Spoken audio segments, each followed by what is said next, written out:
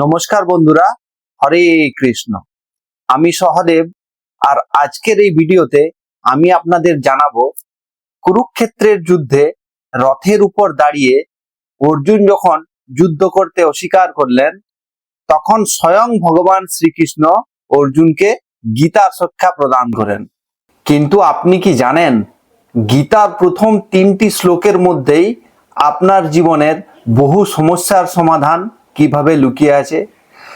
আজ থেকে 5000 বছর আগে দুর্যোধনের কাছে এত সৈন্য থাকা সত্ত্বেও তিনি কেন ভয়ে কাঁপছিলেন? আজকের এই ভিডিওতেই আমি আপনাদের জানাবো শ্রীমদ্ ভগবত গীতার প্রথম 3টি শ্লোকের গোপন অর্থ, যা শুনলে আপনার লোম খাড়া হয়ে যাবে। তাই ভিডিওটি শেষ পর্যন্ত দেখবেন, কারণ তৃতীয় শ্লোকটি আপনার চোখ খুলে দেবে। হস্তিনাপুরের রাজা ধৃতরাষ্ট্র অর্থাৎ কৌরবদের পিতা ছিলেন জন্মান্ধ। তিনি নিজে এই যুদ্ধে অংশগ্রহণ করতে পারেননি, কিন্তু ভগবান ব্যাসদেবের কৃপায় তার মহামন্ত্রী অর্থাৎ সঞ্জয় দিব্য দৃষ্টি লাভ করেছিলেন। কারণ মহর্ষি ব্যাসদেব জানতেন ধৃতরাষ্ট্র এই যুদ্ধে অংশগ্রহণ করতে পারবেন না, আর এই ধর্মযুদ্ধের সমস্ত সত্য ধৃতরাষ্ট্রকে জানা অত্যন্ত প্রয়োজন।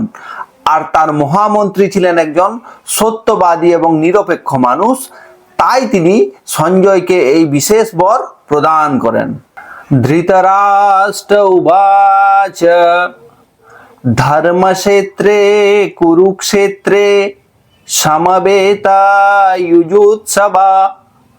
মামকা পাণ্ডবাশ্চৈব কিমকুর্বত সঞ্জয়। অর্থাৎ ধৃতরাষ্ট্র জিজ্ঞাসা করিলেন, হে সঞ্জয়, যুদ্ধক্ষেত্রে উপস্থিত হয়ে আমার এবং পাণ্ডুর পুত্রগণ কি করছেন? একটু ভালো করে দেখবেন, এখানে ধৃতরাষ্ট্র প্রথমেই ধর্মক্ষেত্রে কুরুক্ষেত্রে কথাটি বলেছেন। এখানে ইচ্ছা করেই মহর্ষি ব্যাসদেব কুরুক্ষেত্রের আগে ধর্মক্ষেত্র কথাটি ব্যবহার করেছেন। আর এখানেই শুরু হলো গীতার দর্শন। কারণ ধর্মক্ষেত্র মানে শুধু পবিত্র ভূমি নয়, ধর্মক্ষেত্র মানে যেখানে ধর্মের রক্ষা হয়, যেখানে অসত্যের বিনাশ হয়, যেখানে ন্যায় এবং অন্যায়ের পরীক্ষা হয় এবং যেখানে কর্মের ফল অবশ্যম্ভাবী। আর কুরুক্ষেত্র ছিল এমন একটি পবিত্র জায়গা যেখানে বহু ঋষিরা যজ্ঞ করেছেন, বহু ঋষিরা তপস্যা করেছেন। তাই কুরুক্ষেত্র শুধু একটি যুদ্ধক্ষেত্র নয়, এটি ছিল একটি ধর্মের কেন্দ্র। আর ধৃতরাষ্ট্র ভালো করেই জানতেন যে পাণ্ডুর পুত্ররা অর্থাৎ পাণ্ডবরা ধর্মের পথেই আছেন। কারণ পাণ্ডবরা অন্যায়ভাবে বনবাসে গেছে, বহু অন্যায় অত্যাচার অপমান সহ্য করেছে, কিন্তু তারা ধর্মের পথ কখনো পরিত্যাগ করেননি। আর তার নিজের পুত্ররা ছিল লোভে অন্ধ, অহংকারে ভরা, বারবার ন্যায়কে পদদলিত করেছে। তাই এই যুদ্ধ কোনো সাধারণ যুদ্ধ নয়, এই যুদ্ধ ছিল ধর্ম এবং অধর্মের যুদ্ধ। আর এই যুদ্ধে স্বয়ং ভগবান শ্রীকৃষ্ণ যেহেতু পাণ্ডবদের পক্ষে ছিলেন, তাই এই যুদ্ধ আর শক্তির লড়াই রইল না, এই যুদ্ধ হয়ে উঠল ধর্ম এবং অধর্মের যুদ্ধ। কারণ ভগবান শ্রীকৃষ্ণ ছিলেন ধর্মের প্রতীক, ন্যায়ের রক্ষক এবং অধর্মের বিনাশকারী। আর যেখানে স্বয়ং ভগবান শ্রীকৃষ্ণ থাকেন সেখানে জয় নিশ্চিত। এছাড়া ধৃতরাষ্ট্র নিজেও জানতেন যে তিনি নিজে এই যুদ্ধের একটা বড় কারণ। তিনি পুত্র স্নেহে এতটাই মগ্ন হয়েছিলেন যে চোখের সামনে তিনি অন্যায় দেখেও চুপ করেছিলেন। তিনি কখনোই চাইতেন না যে পাণ্ডুর পুত্ররা হস্তিনাপুরের রাজা হোক। তাই তিনি যুদ্ধের পথই বেছে নিয়েছিলেন এবং তিনি মনে প্রাণে এটাও চাইতেন যে তার পুত্ররাই হস্তিনাপুরের রাজা হোক। কিন্তু এই ধর্মযুদ্ধ জেতা নিয়ে ধৃতরাষ্ট্রের মনে সংশয় ছিল। কারণ তিনি জানতেন যে তার পুত্র দুর্যোধনের সাহস আছে, কিন্তু সংযম নেই। কর্ণ, ভীষ্ম, দ্রোণ, কৃপাচার্য, অশ্বত্থামা এরা সবাই মহান যোদ্ধা, কিন্তু তাদের অন্তরে দ্বন্দ্ব আছে। তাই তিনি মুখে যতই বলুক যে এই যুদ্ধ আমার পুত্ররাই জিতবে, কিন্তু তার মনে প্রশ্ন ছিল, ধর্ম কি তাদের সঙ্গে আছে? বন্ধুগণ, ধৃতরাষ্ট্রের সংশয় মহাভারতের কোনো গল্প নয়, এটা আমাদের জীবনের প্রত্যেকের গল্প। আজ আমরা কেউ রাজা নয়, কিন্তু আমরা সবাই নিজ নিজ জীবনের ধৃতরাষ্ট্র। অনেক সময় আমরা জানি কোনটা ভুল এবং কোনটা ঠিক, তবুও স্নেহের বশবর্তী হয়ে ভুলের পক্ষেই দাঁড়াই। ধৃতরাষ্ট্রের মতো আমার এবং পরের এই ভেদাভেদই আমাদের দুঃখের মূল কারণ। ধৃতরাষ্ট্রের মনে এই ধর্মযুদ্ধের ফলাফল নিয়ে মনে সংশয় থাকলেও তিনি তা প্রকাশ না করে সঞ্জয়ের কাছে জানতে চাইলেন, মাম কা পাণ্ডবাশ্চাইবা কিমা কুর্বতা সঞ্জয়া। মামকা মানে হচ্ছে আমার, এবং পাণ্ডবাশ্চাইবা মানে হচ্ছে পাণ্ডুর পুত্র অর্থাৎ পাণ্ডবরা কি করছেন।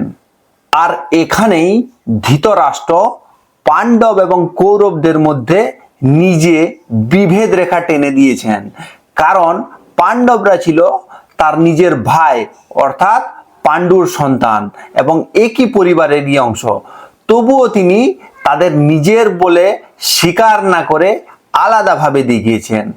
আর এই ধরনের শব্দ চয়নই প্রমাণ করে যে ধৃতরাষ্ট্রের মনে পাণ্ডবদের জন্য কোনো স্থান ছিল না।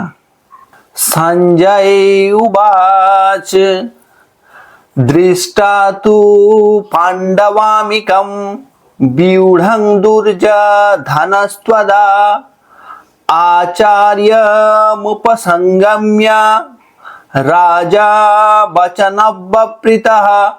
অর্থাৎ সঞ্জয় বলিলেন, হে রাজন, রাজা দুর্যোধন পাণ্ডবদের সুসজ্জিত সৈন্যদল দেখে দ্রোণাচার্যের কাছে গিয়ে বললেন, বন্ধুরা, আপনারা জানেন যে মহাভারতের যুদ্ধে মোট 18 অক্ষৌহিণী সৈন্য অংশগ্রহণ করেছিলেন, যার মধ্যে কৌরবদের ছিল 11 অক্ষৌহিণী এবং পাণ্ডবদের ছিল 7 অক্ষৌহিণী।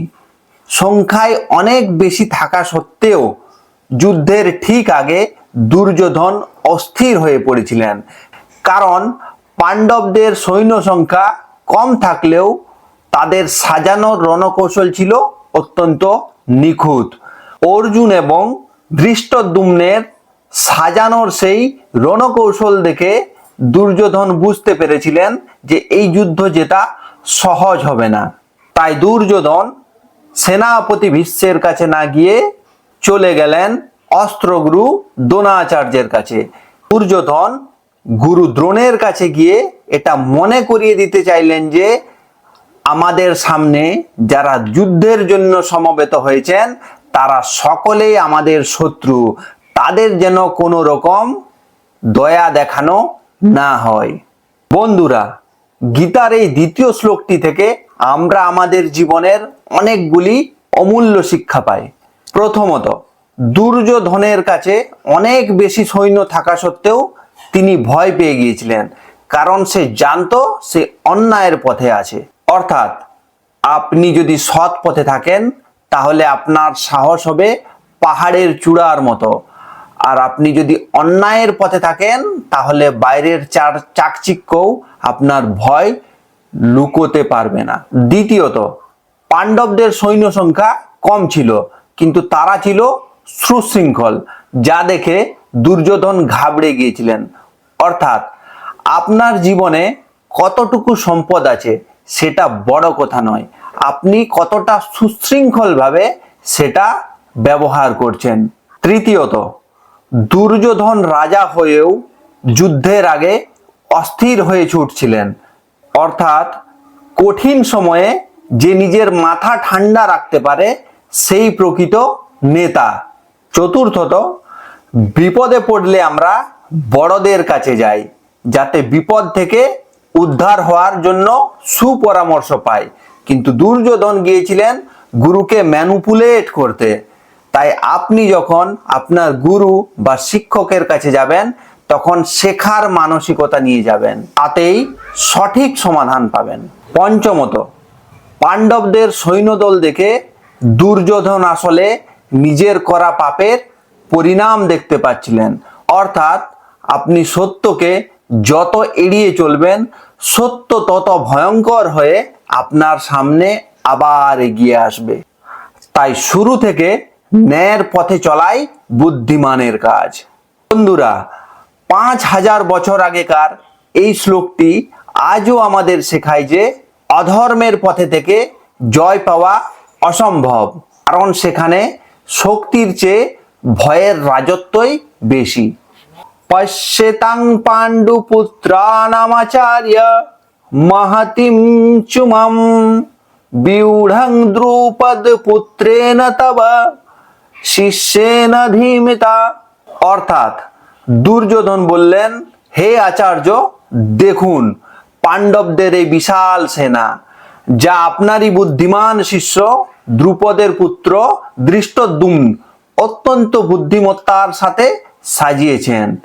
এখানে দুর্যোধন দ্রোণাচার্যকে ওনার ত্রুটির কথা স্মরণ করিয়ে দিয়ে আপসহীন যুদ্ধ করার জন্য একটা মানসিক চাপ সৃষ্টি করতে চেয়েছিলেন, কারণ দুর্যোধন জানত দ্রৌপদীর পিতা দ্রুপদ রাজের সঙ্গে দ্রোণাচার্যের মনোমালিন্য আছে।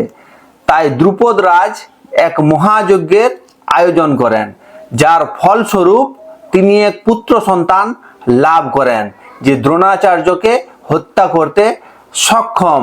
এই সব জানা সত্ত্বেও দ্রুপদ রাজের পুত্র অর্থাৎ ধৃষ্টদ্যুম্নকে তিনি অস্ত্রশিক্ষা দিয়েছিলেন। বন্ধুরা, আমাদের জীবনেও এই একই জিনিসটাই হয়ে থাকে। অনেক সময় আমরা সরাসরি কথা বলি না, বরং ঘুরিয়ে কথা বলে নিজের জিনিসটা হাসিল করার চেষ্টা করে থাকি। আর এখানেই গীতার একটা বড় শিক্ষা পাওয়া যায়। মানুষ যখন ভিতর থেকে ভয় পায়, তখন সে বাইরে থেকে নিজেকে শক্তিশালী দেখানোর চেষ্টা করে। আর গীতা আমাদের শেখায় নিজের ভয়কে সবসময় চিনতে শিখুন এবং নিজের দুর্বলতাকে অ্যাকসেপ্ট করুন, কারণ যে নিজের ভয়কে চিনতে পারে সেই আসল শক্তিশালী।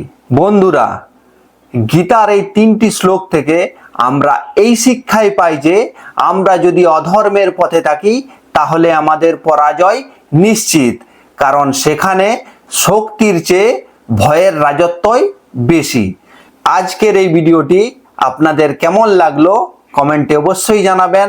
আর যদি মনে হয় এই শিক্ষাগুলো আপনার জীবনে কাজে লাগবে, তাহলে শেয়ার করতে ভুলবেন না। সবাই সুস্থ থাকবেন, ভালো থাকবেন। জয় শ্রীকৃষ্ণ।